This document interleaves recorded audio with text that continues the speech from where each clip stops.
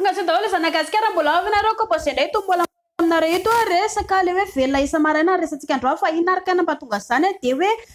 inera voadony ela zao mandritra ny alina miasa foana vatantsika ty de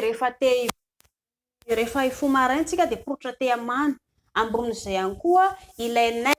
be atao amin'ny pelvique ny atao hoe pelvique de ilay nofo manodidina ny lataka sy ny manodidina hatrany amin'ny lavabody izy zany voadona daholo misy naira madinika mampientana be mitsiny ho an'ny lisany manodidina vatalisany ka iny voadona tampoka iny rehefa elale fo maraina iny taitra tampoka ohatra ny ilale fo maraina le de mba ohatra an'izay koa zany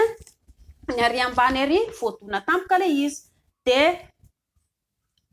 zao anefa rehefa tonga ny orgasme atsika de matetika ohatra mipoitra te pipi na lehilahy na vehivavy matetika moa zany de ina nefa rehefa elale fo maraina iny tsy hoe raha maina ny voaka fa ambany ino ivoaka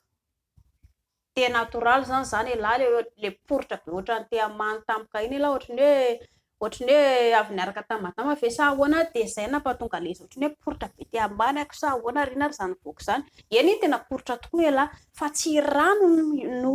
nampadankitra le lataka fa elale taitra fotsiny ilay naira mietsika tampoka tamin'ny elale foa iny de zay nampatonga le izy hoe tena andeha pipi aingana fa zay nadangitra neto tsy misy olan'izany raha ohatra moa nareo sy madama ka hoe mazoto tsy misy olan'izany fa mba toy izao zany de fa mitondra fetanana vaovao raha ohatra moa ka hoe samy sahira de samy mandeha zay lalany andray nareo fa tsy misy olan'izany de zay mazoto io